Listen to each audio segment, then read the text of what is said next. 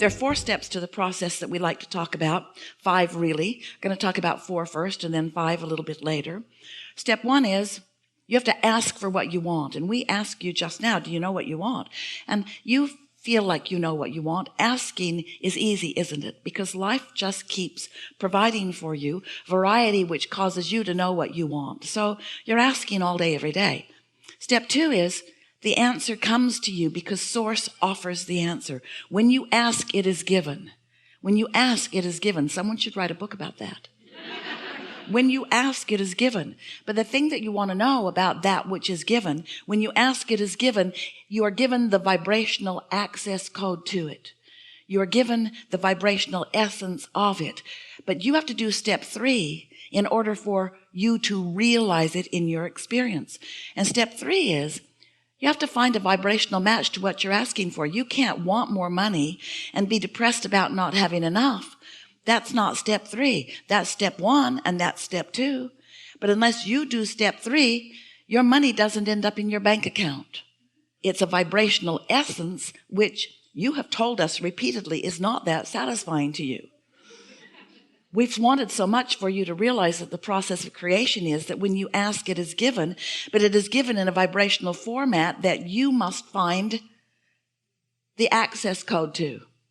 You've got to line up with it vibrationally. You have to have the vibrational equivalency of your desire pulsing within you mostly. You cannot be focused upon the absence of what you want and get it no matter how much you're talking about it.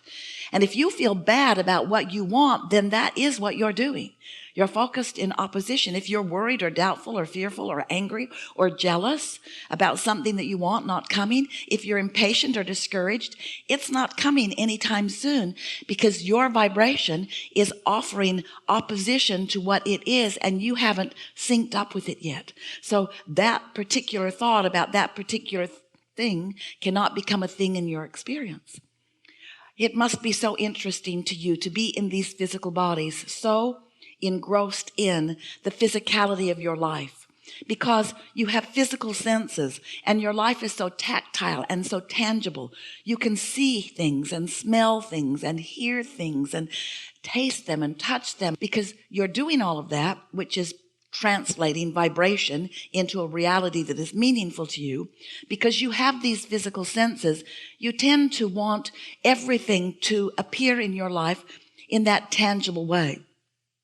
And we want it to too. That's really one of the primary points that you make in being here in this physical body. You are the manifestation of so much thought. And as the thinking body here in this body, as the thinking being here, out here on the leading edge, your thoughts are meant to turn to more things. But if you are thinking in opposition to the thing you want, every subject is 2 subjects, wanted and absence of it. And sometimes without meaning to, you're focused on the absence of something that you want. And because you're saying words about it, because you're smiling about it, because you're sort of faking it till you make it about it, you think that it should come. But there is a vibrational criteria that you have to meet. You must be a vibrational match to the things that you want. And the bottom line is you are a vibrational match to the things you're getting. That is always true. So step 1 is the contrast of life. This is how we demonstrate contrast of life.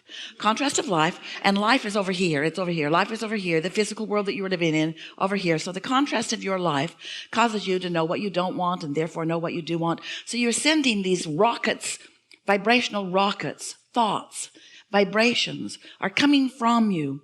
And they are being received by your inner being into this vibrational reality from whence you came.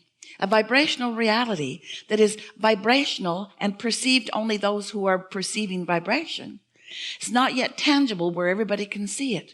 And that really bothers you because you've created a desire that you and others cannot yet see because it's a thought that has not yet matured into a thing.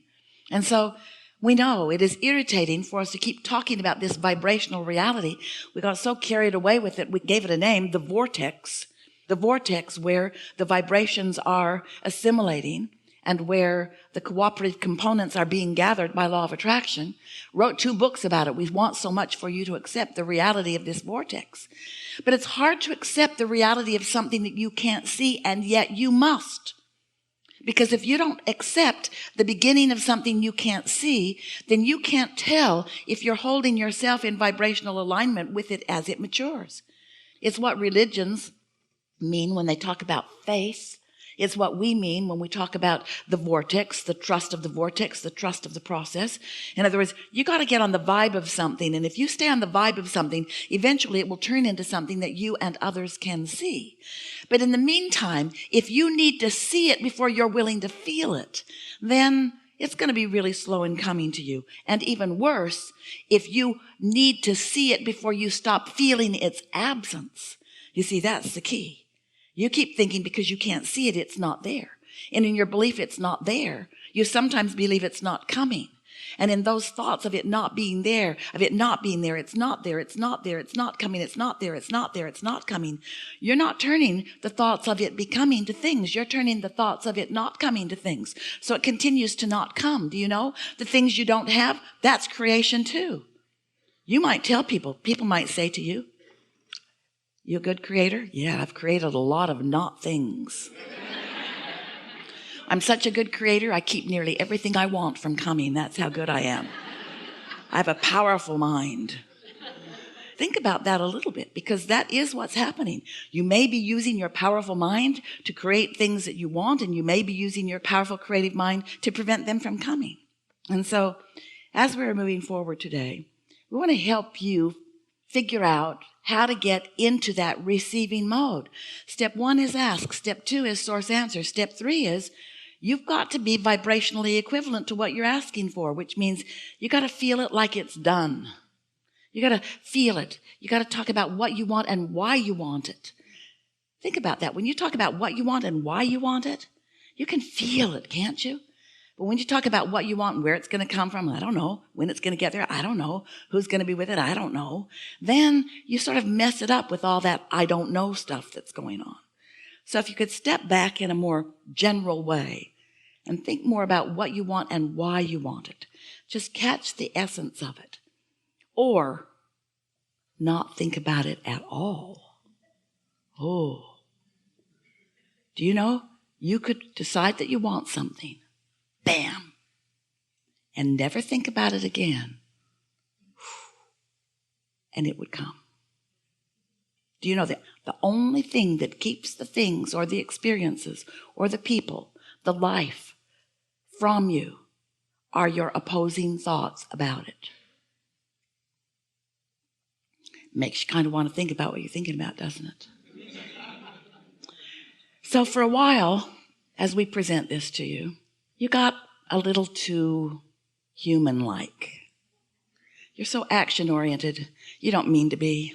It doesn't serve you very well. Your action is such a weak power.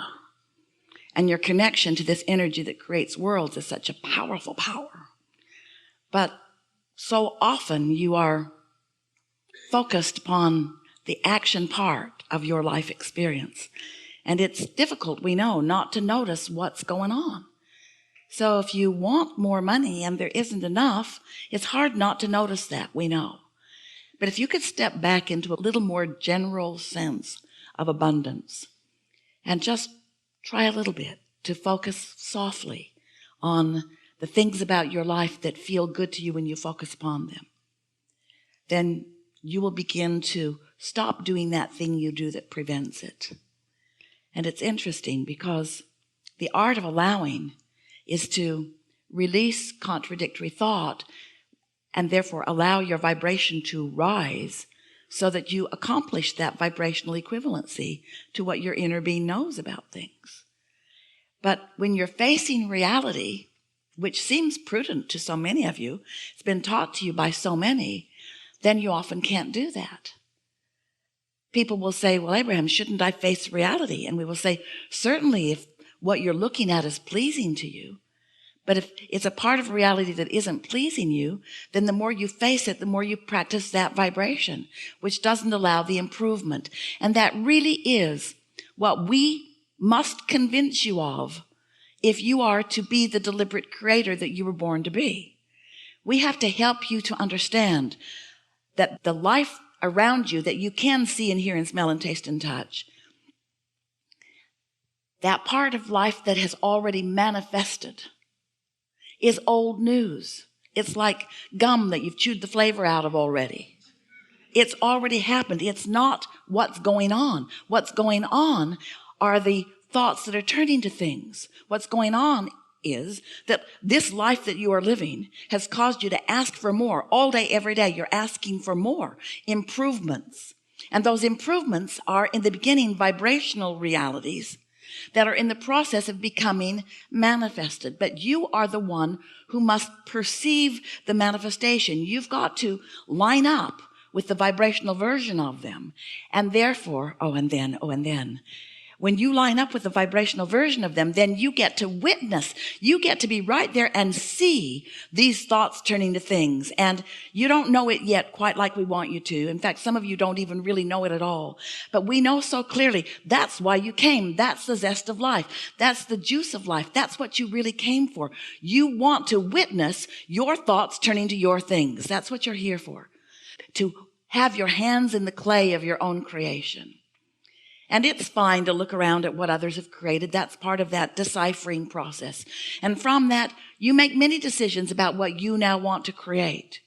And there is nothing that you cannot be or do or have. There is nothing that is off limits to you.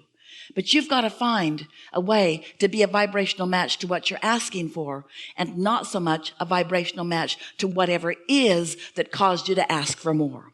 Because if you keep focusing upon what is, you can only hold what is to you. In order to allow the more, you've got to focus in that direction too. That makes sense, doesn't it?